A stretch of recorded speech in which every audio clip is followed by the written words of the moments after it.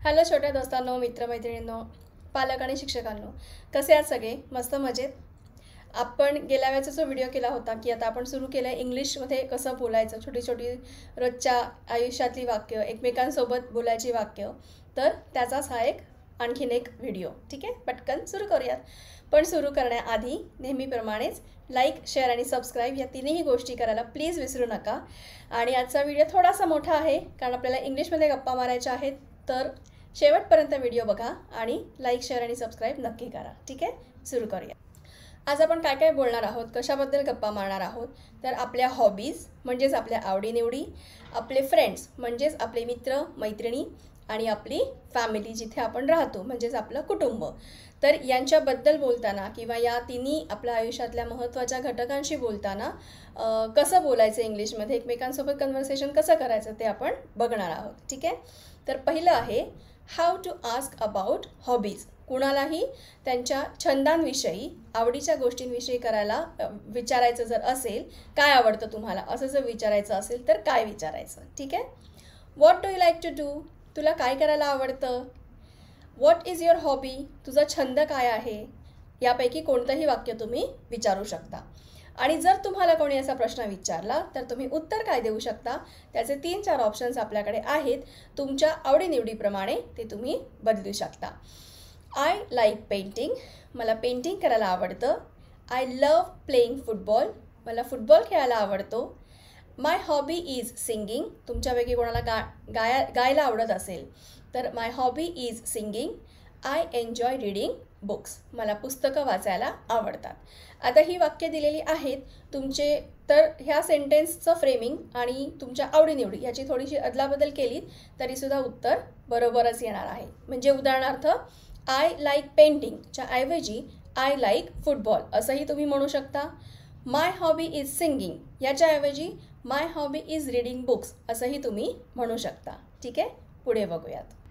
आता ह्याची रिव्हिजन करूयात. Can you say I love playing with my toys, मला माझ्या खेळण्यांसोबत खेळायला किंवा खेळण्यांची खेळायला खूप आवडतं. I love playing with my toys असं तुम्ही म्हणू शकता का? पटकन म्हणा बरं, मी थांबते 1 मिनटं. Very good. ओके, आता हेच प्रश्न उत्तरं वापरून किंवा हे वाक्य वापरून कॉन्व्हर्सेशन कसं करायचं. कॉन्व्हर्सेशन म्हणजे एकमेकांशी कसं बोलायचं. Okay, what is your hobby. I love dancing.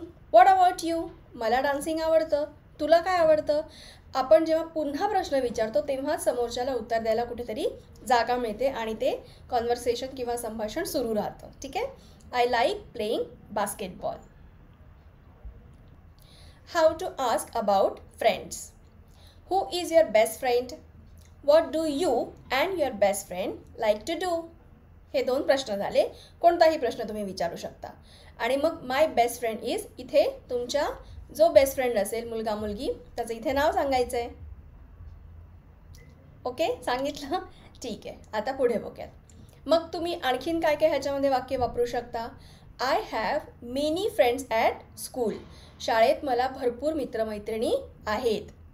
My friends and I love playing hide and sick, hide and sick म्हणजे लपाछपी. Okay, we like to read story books together, आम्हाला एकत्र पुस्तकं वाचायला, गोष्टीची पुस्तकं वाचायला आवडतं. माय बेस्ट फ्रेंड इज. ओके, आता conversation. Who is your best friend. My best friend is Priya. We play badminton daily. Who is your best friend? My best friend is Akash. We play cricket on weekends. आम्ही आठवड्याच्या शेवटी म्हणजेच शनिवार रविवारी cricket खेळतो. How to ask about a family. कुटुंबाबद्दल प्रश्न कसे विचारायचे. How many people live in your family? I have a small family. There are 3 people in my family. That is my mom, my dad and me. किंवा जशी तुमची family असेल, तुम्ही दोघं भावंड असाल, बहीण असाल, भाऊ असाल, तर ते तुम्ही डिस्क्रिप्शन इकडे करू शकता, इकडे तसं सांगू शकता. किंवा I live with my Maugham, dad and little sister. Okay, my Maugham and I play a lot, मी आणि माझी आई खूप खेळतो. आय हॅव मध्ये डॅश दिलेली आहे तर उत्तर तुमच्याकडेच असणार आहे. I have dash people in my family. किती आहेत माणसं सांगा. ओके, आता conversation. Who do you leave with? तुम्ही कोणासोबत राहता? I live with my Maugham, dad and my Elder brother or Elder sister. What about you? तू कोणासोबत राहतोस किंवा राहतेस? I live with my grand parents to. मी माझ्या आजी आजोबांसोबतसुद्धा राहते किंवा राहतो.